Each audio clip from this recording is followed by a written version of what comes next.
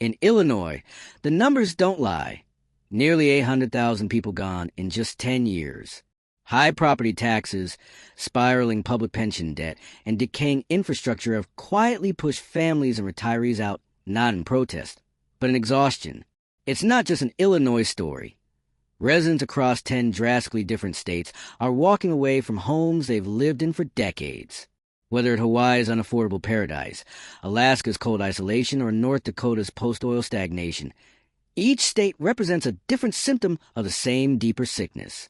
Don't get fooled by the label. Subscribe now to uncover what's really behind your favorite brands. And get the truth Big Food doesn't want you to see.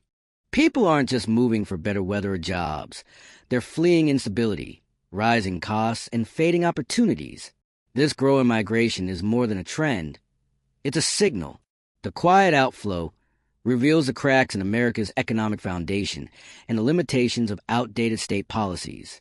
The states seeing the most exits are often the ones failing to evolve, burdened by debt, ignoring climate threats, or relying on obsolete industries. And while millions leave, the question grows louder.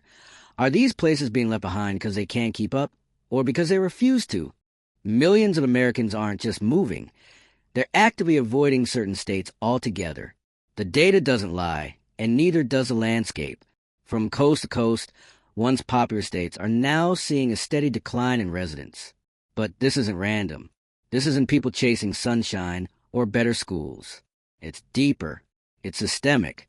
It's driven by a long list of economic failures, environmental disasters, collapsing infrastructure, and unbearable cost of living.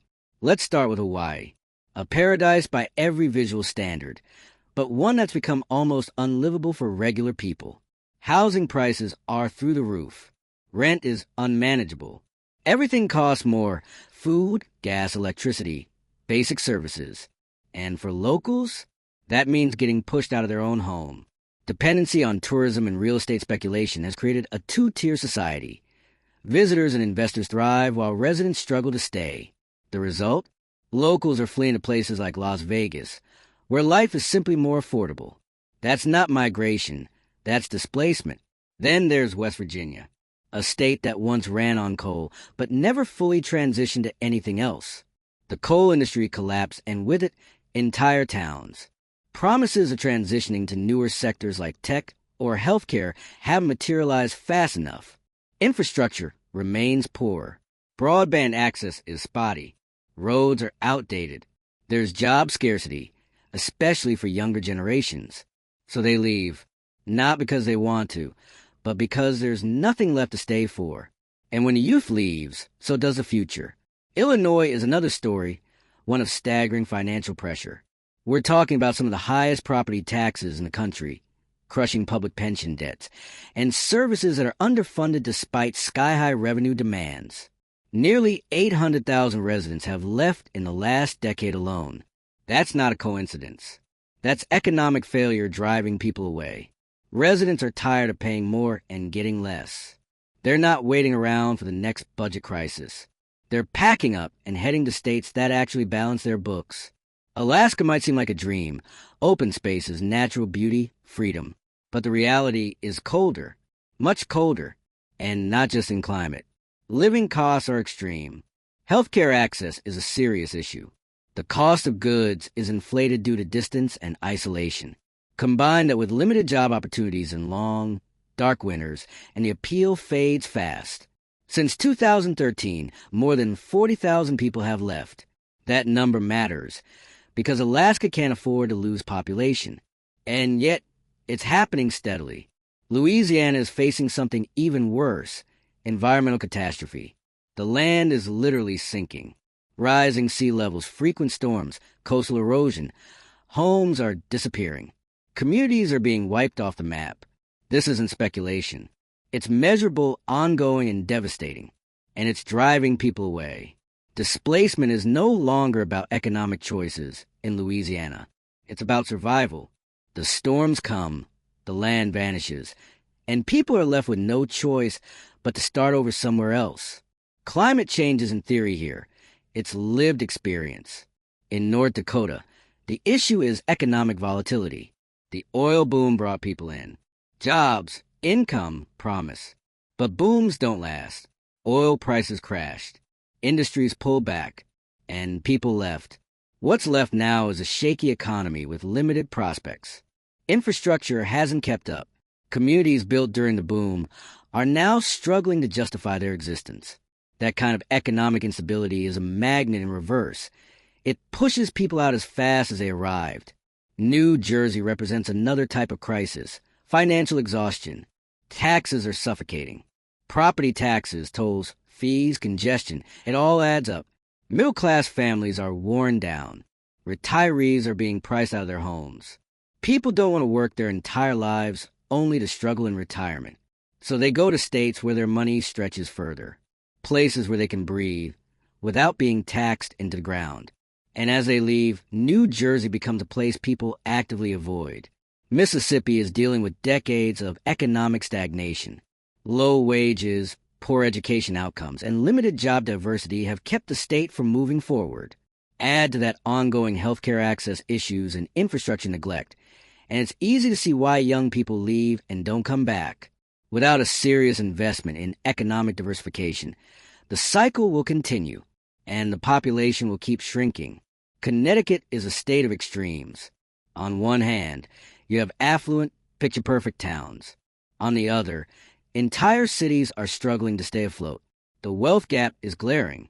The cost of living is high. Property taxes and housing prices drive people out, not just the working class, but even middle-income earners. It's a tale of two Connecticuts, and one of them is vanishing. Last on the list, but no less important, is California. Yes, it's still growing in some places, but it's also being left behind in key ways. High taxes, overregulation, housing shortages, wildfires, and soaring costs have led to a steady migration out. People are sick of paying a premium to live in a state where everything, from insurance to rent to gas, feels punitive. California's status as a destination is cracking under the weight of its own dysfunction. So what's really going on here? These migration patterns aren't random. They're signals. They reflect a deep dissatisfaction with how certain states are managing or failing to manage critical issues: rising rents, out-of-control taxes, deteriorating infrastructure, climate threats, economic stagnation. People aren't just moving for better weather. They're moving for a better shot life. These choices say a lot. They show us which states are adapting and which ones are falling behind. They highlight where governments are listening and where they're completely out of touch. And they prove that people are paying attention. They're looking for affordability, opportunity, and safety. If a state doesn't offer those things, it's not just going to lose residents. It's going to get avoided altogether. The states on this list each have different issues, but the consequences are similar: population decline, shrinking tax bases, economic contraction. And once the middle class starts leaving, it's incredibly hard to reverse. This isn't about politics. It's not about left or right. It's about functionality. Are states working for their people, or are they becoming traps of unaffordability and instability? Are they investing in infrastructure, healthcare, and environmental resilience? Or are they coasting on reputations while the foundation crumbles? Because the people, they're done waiting. They're leaving with their feet, and they're not coming back. This is where leadership matters, where strategic planning, fiscal responsibility, and long-term vision make or break a state's future. Ignore these trends, and the damage becomes permanent. A loss of population is a loss of talent, culture, and growth. And recovery, if it comes, takes decades. If you're living in one of these states and you're feeling the squeeze, you're not alone. Millions are making the same decision you're thinking about. And if you've already left, drop a comment. Where did you go? Was it worth it? What finally pushed you out? Like this video if you're one of the millions watching these trends unfold in real time. Share it with someone who still thinks this is all overblown. And subscribe if you want more no-nonsense breakdowns of the major shifts shaping this country. Because this isn't just about where people live. It's about what those decisions say about the state of America and where we're heading next. Let's keep going, because the full weight of the story still hasn't sunk in for a lot of people. These 10 states, Hawaii, West Virginia, Illinois, Alaska, Louisiana, North Dakota, New Jersey, Mississippi, Connecticut, and California, aren't just seeing population dips. They're being abandoned. Not because people don't like the scenery. Not because they don't have history, culture, or significance.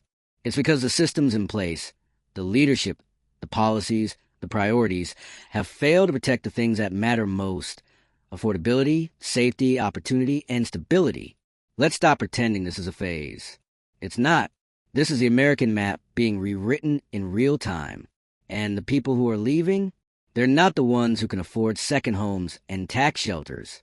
They're middle-class families, young professionals, retirees who want peace, not panic, working people who just want a fair shot and are tired of being punished for staying loyal to a place that no longer served them. Let's go deeper on the economic drivers, because this isn't abstract. It's not theoretical. It's the grocery bill that went up 30%. It's the rent that takes half your paycheck. It's the insane property tax you pay on a home that's falling apart. It's a 6-month wait for a state-funded repair or a public service that never comes. That's what's forcing people out. In Illinois, residents are shelling out some of the highest property taxes in the nation. And for what? Underfunded schools. Public debt that keeps growing. Pensions that may never be paid out. Infrastructure is so neglected it's becoming dangerous. People aren't just tired, they're done. They see other states with balanced budgets, modern infrastructure, and lower taxes, and they're saying, why should I keep suffering when there's a better option? It's the same in New Jersey. The tolls, the taxes, the traffic. It's a slow grind that wears people down. And when you spend decades trying to build something, only to be penalized every year with new fees and higher costs, there comes a breaking point. For a lot of residents, that point is now. They're heading south and west, not for luxury, but for relief. In Connecticut, the problem is inequality on steroids. You got ultra-wealthy enclaves with manicured streets and million-dollar views, sitting just miles from towns that haven't seen investment in years. The gap is widening, and people in the middle feel completely left behind. The ones struggling to make ends meet don't have time for a branding campaign about how great Connecticut's shoreline is. They need jobs, affordable housing, and schools that aren't crumbling. Then there's Mississippi. This isn't a state that had one bad year. This is a state that's been economically stagnant for decades. Wages are low. Healthcare access is limited. Infrastructure is outdated. It's not that people don't love where they come from. It's that they don't see a path forward. And so they leave, often quietly, in search of a future they couldn't build a home. And in West Virginia, we're seeing what happens when an entire economy collapses and nothing meaningful replaces it. Coal dominated for generations. And when it declined, nothing was waiting to catch the fall. No serious transition strategy. No broad economic development. And now the result is visible in abandoned buildings, shrinking towns, and a long goodbye of a population that deserved better planning. Let's not forget the environmental disasters forcing people out. Louisiana is literally disappearing. Land is sinking. Storms are increasing. Insurance premiums are climbing beyond affordability. Families are forced to rebuild over and over again until one day they just can't anymore. And then they leave, not out of preference, but out of necessity. You can't live in a house that's underwater. You can't build a future on ground that's vanishing. In Alaska, the challenge is more isolated but no less real. Costs are high, sometimes absurdly so. Access to healthcare is poor. And the long, dark winters are difficult for mental health and daily life. Alaska's remote beauty can't compensate for basic gaps in service, affordability, and opportunity. And that's why more than 40,000 people have left since 2013. That's not an outlier. That's a red flag. North Dakota is a case study in economic whiplash. During the oil boom, it was one of the fastest growing states in the country. Jobs, housing, growth, it was all there until it wasn't. The bust came, and with it, a wave of out-migration. People who moved in for opportunity found themselves stranded in a shrinking economy with limited long-term prospects. And so, just as fast as they came, they left. And California, yes, even California, is bleeding residents in key areas. Why? Because while it may be an innovation hub and cultural icon, the cost of living has gone from high to unmanageable.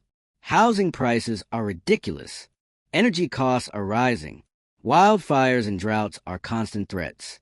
Businesses are leaving. People are leaving. And the state still acts like it's immune. But the data says otherwise.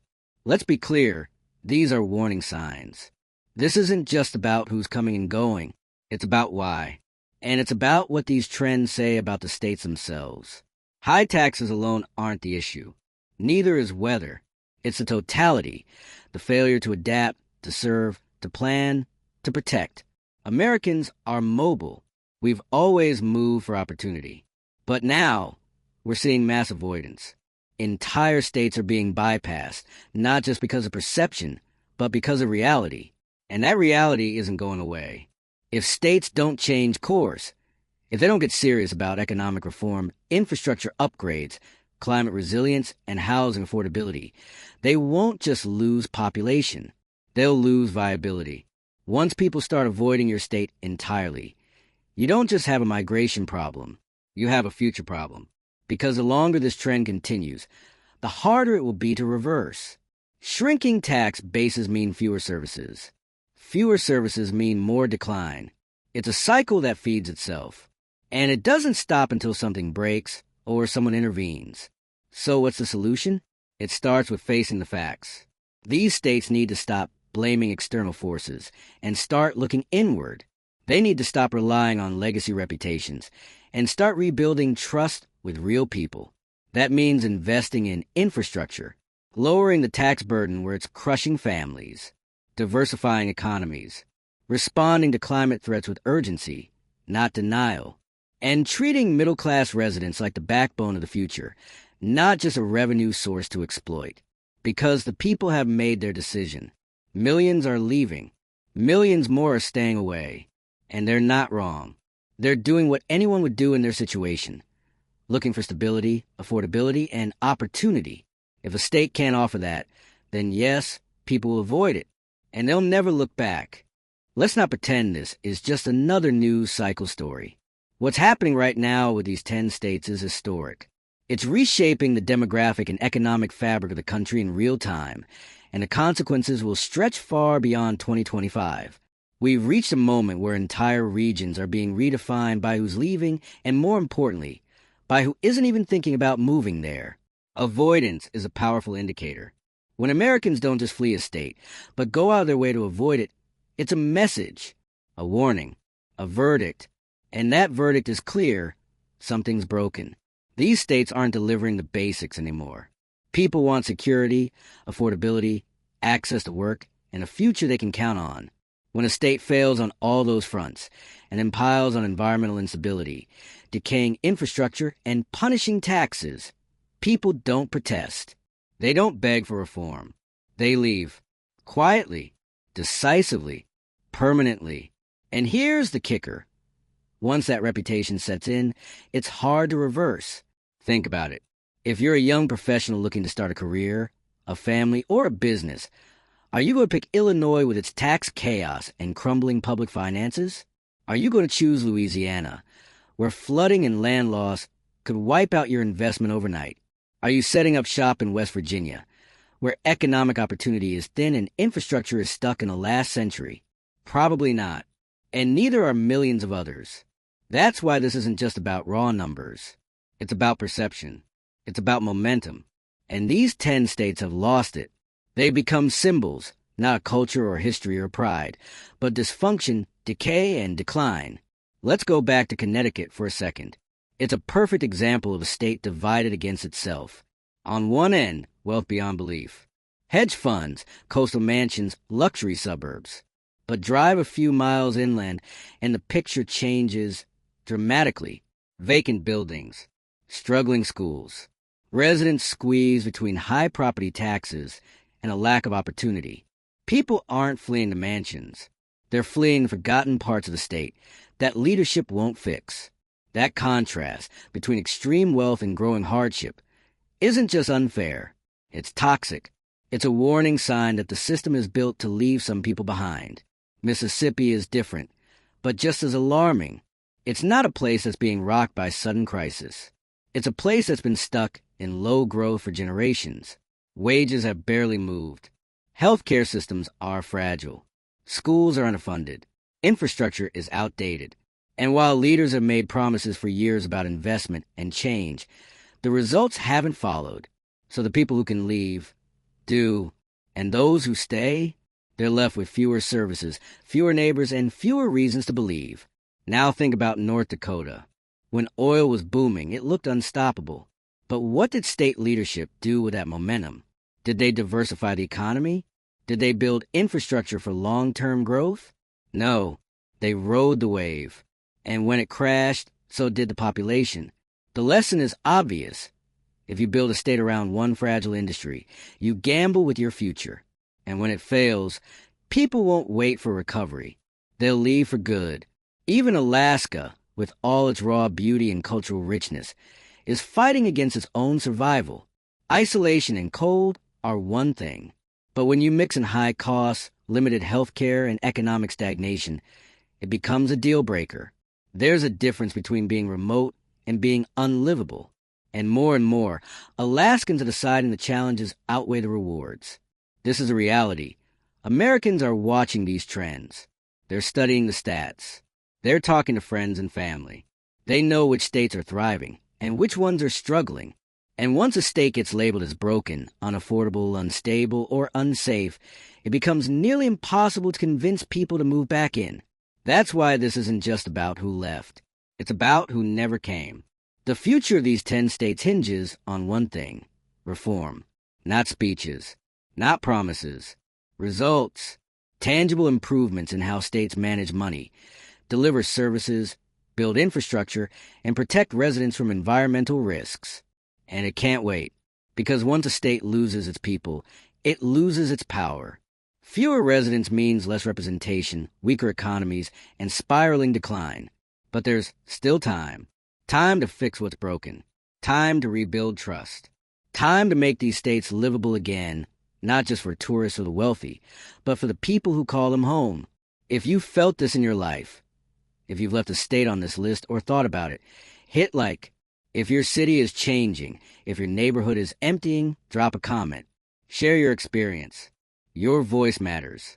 And if you're looking for more truth, more breakdowns of what's really happening across the country, subscribe. Because the map of America is shifting. And if we don't understand why, we'll miss the chance to do something about it.